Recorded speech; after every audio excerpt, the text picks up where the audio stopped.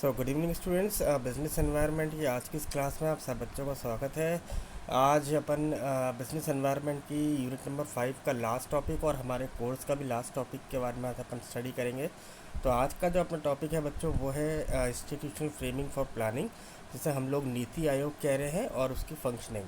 तो नीति आयोग क्या है, अगर इसको कहा जाए, पहले पॉलिसी कमीशन कहा जा रहा था, और इसकी जो फुल फॉर्म थी नीति आयोग की वो क्या है, national institution for transforming the India. तो ये जो है ये एक पॉलिसी थिंक टैंक है गवर्नमेंट ऑफ इंडिया का, जो कि एस्टेब्लिशमेंट हुआ था, जिसका किस वजह से कि जो हमारे देश की इकोनॉमिक डेवलपमेंट है, सस्टेनेबल डेवलपमेंट है, जो गोल्स हमने डिसाइड किए हैं उनको हम अचीव कर सकें। और जो हमारे यहाँ पे जो कोऑपरेटिव फेडरलिज्म है, यानी सारे लोग मिलकर इस सभी जितने भी स्टेट्स हैं उन सभी की गवर्नमेंट मिलकर पॉलिसीज़ को क्या करें, इम्प्लीमेंट करें, और सभी लोग डेवलपमेंट के साथ साथ गोल्स को अचीव करें। तो ये इस गोल के साथ, इस एम के साथ ये इस्टेब्लिशमेंट हुआ था। 2015 में इसका इस्टेब्लिशमेंट हुआ था बाय एनडीए गवर्नमेंट, और पहले जिसको हम कह रहे थे प्लानिंग कमीशन, और इसको कहा जा रहा था योजना आयोग। तो ये जो है ये जो मॉडल है ये पूरा ये टॉप डाउन मॉडल है, यानी जो गवर्नमेंट के जो हाईएस्ट सुपीरियर्स हैं वो डिसीज़न लेते हैं और पूरी कंट्री के अंदर इसको इम्प्लीमेंट किया जा रहा है। तो जो प्राइम मिनिस्टर है इसके, ये एक एक्स ऑफिशियल चेयरमैन है। जो उसके परमानेंट मेंबर्स हैं वो हैं गवर्निंग काउंसिल, सभी स्टेट के चीफ मिनिस्टर्स, और दिल्ली और पौंडीचेरी के भी चीफ मिनिस्टर्स इनके साथ हैं। लेफ्टिनेंट गवर्नर अंडमान निकोबार के वाइस चेयरमैन जो होते हैं वो प्राइम मिनिस्टर के द्वारा उसमें अपॉइंट किए जाते हैं। इसके साथ साथ जो इसमें कुछ टेम्प्रेरी मेंबर्स भी हैं जो कि सिलेक्ट किए जाते हैं फ्रॉम लीडिंग यूनिवर्सिटीज़ से, और जो कि रिसर्च इंस्टीट्यूशन है वहाँ से। ये जो मेंबर्स होते हैं इनमें इनके साथ साथ एक चीफ एग्जीक्यूटिव ऑफिसर भी हैं, और इन एग्जीक्यूटिव ऑफिसर के साथ 4 एक्स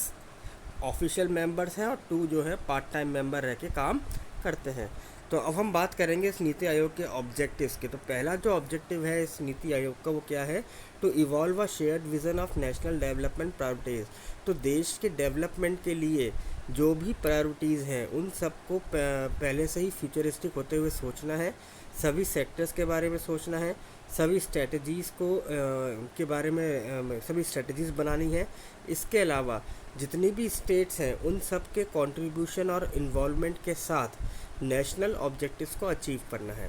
ऐसे ही जो फॉस्टर कोऑपरेटिव फेडरलिज्म है, जिसे हम लोग कहते हैं संयुक्त संघवाद,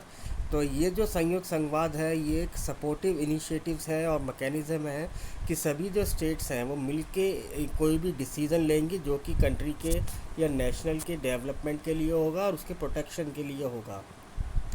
और यहाँ पे क्या है कि सभी जो स्टेट्स हैं वो मिलके एक स्ट्रॉन्ग नेशन का जो है एक मैसेज ये भी कन्वे करती हैं। इसके अलावा नीति आयोग का क्या ऑब्जेक्टिव है कि वो एक मैकेनिज़्म को डेवलप करते हैं ताकि जितने भी प्लान्स हैं, चाहे वो विलेज लेवल पर हो, चाहे कैसे भी लेवल पर हो, उसको हायर अथॉरिटी के साथ मिलकर प्रोग्रेस के साथ इम्प्लीमेंट करना है। और ये इंश्योर करना है कि सभी एरियाज़, इसमें कोई डिस्क्रिमिनेशन नहीं है, सभी एरियाज़ पूरे इंडिया में मौजूद जितने भी एरियाज़ हैं, चाहे वो रूरल हो, अर्बन हो, सेमी अर्बन हो, उन सभी के इंटरेस्ट को ध्यान में रखते हुए इकोनॉमिक पॉलिसीज़ डिज़ाइन करनी है। स्पेशल जो अटेंशन नीति आयोग दे रहा है वो किस पे दे रहा है, सोसाइटी पर, और सोसाइटी के बेनिफिट के लिए ही काम हो ऐसी एक्टिविटीज़ को प्लान करना इस नीति आयोग का ऑब्जेक्टिव बताया गया है।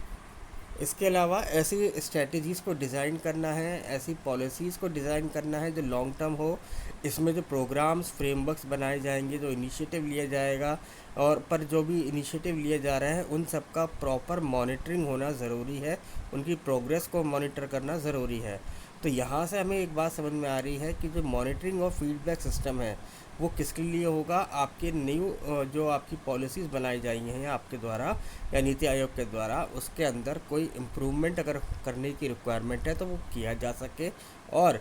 बीच में अगर कोई करेक्शन मेजर लिए जाने ज़रूरी है तो वो भी लिए जा सके। इसलिए मॉनिटरी और फीडबैक की रिक्वायरमेंट इसके अंदर बताई गई है। इसके अलावा जो एडवाइस देना नीति आयोग का और एनकरेज करना किसके बीच में, जो भी स्टेक होल्डर्स हैं, जो नेशनल लेवल पे और इंटरनेशनल लेवल पे जो माइंड थिंकिंग जो टैंक है उसके वो मिलके एजुकेशन और पॉलिसी रिसर्च इंस्टीट्यूशन, ये सारे लोग मिलकर आपस में साथ मिलके काम करें और देश के भलाई के लिए काम कर सकें, उनके लिए स्ट्रेटजीज बना सकें। लोगों को अवेयर करना, नॉलेज, इनोवेशन, एंटरप्रेन्योरशिप स्किल्स, उनको सपोर्ट करना, और नेशन के अंदर ये सारी कम्युनिटी के थ्रू इन सभी लोगों को सपोर्ट, अगर ज़रूरत हो किसी एंटरप्रेन्योर को डेवलपमेंट के लिए या देश में डेवलपमेंट के लिए, तो इंटरनेशनल एक्सपर्ट्स की भी हेल्प ली जा सके, प्रैक्टिशनर्स की भी, और अदर पार्टनर्स, ये सारे लोग मिलके इन सभी जितने भी न्यू बिजनेसमैन हैं या एग्जिस्टिंग बिजनेसमैन हैं, उनके डेवलपमेंट के लिए, उनके लिए अच्छी रणनीति बनाई जा सके ताकि वो देश का विकास कर सकें। इसके अलावा एक ऐसा प्लेटफॉर्म देना जाकि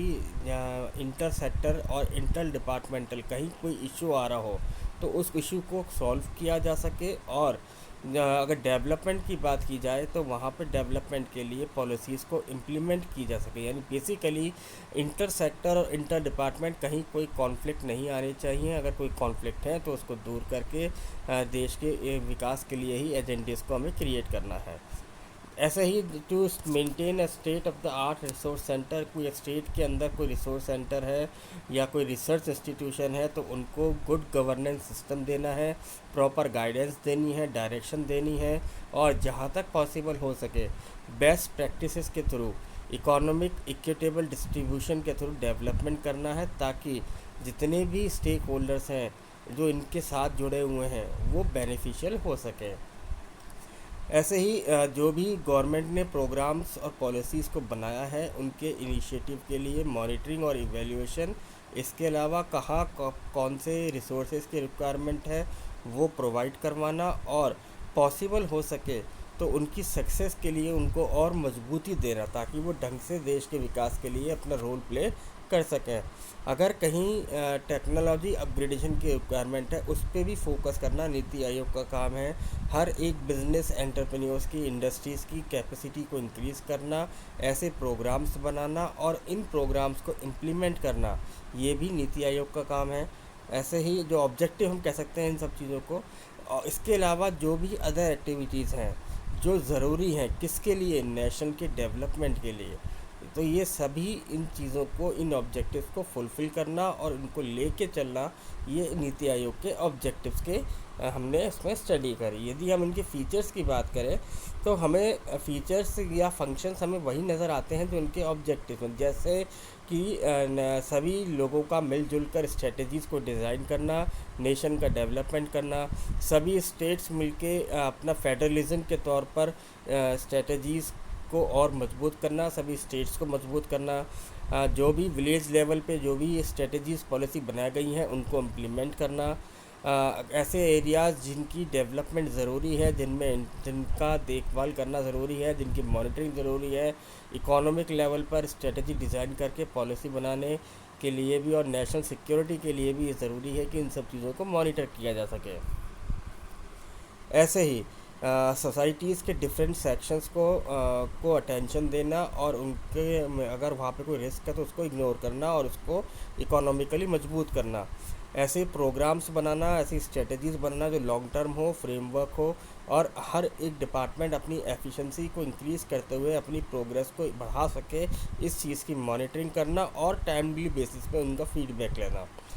अगर ज़रूरत हो तो एडवाइस देना किसको, स्टेट लेवल पर, या उनकी जो पार्टनरशिप है अगर स्टेट के साथ और लोग भी मिलके काम कर रहे हैं, यदि इंटरनेशनल लेवल की रिक्वायरमेंट है तो वहाँ से भी थिंक टैंक के तौर पे लोगों को बुलाना, एक्सपर्ट की राय लेना और इन सब लोगों को और डेवलप करके ताकि पॉलिसीज़ को ढंग से इम्प्लीमेंट किया जा सके।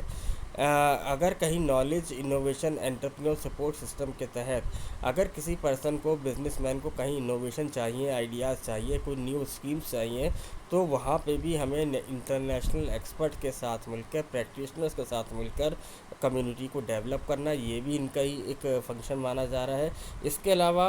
सभी स्टेट के जो रिसोर्सेज हैं उनको प्रॉपरली यूज़ किया जा सके और वहाँ पे इक्विटेबल डेवलपमेंट हो सके, ये भी ध्यान रखना, और सभी प्रोग्राम और इनिशिएटिव्स को फोकस करके मॉनिटर करना, ये सब नीति आयोग के फंक्शंस के अंदर शामिल हैं। तो आई होप बच्चों कि आपको ये टॉपिक समझ में आया होगा। Thank you very much.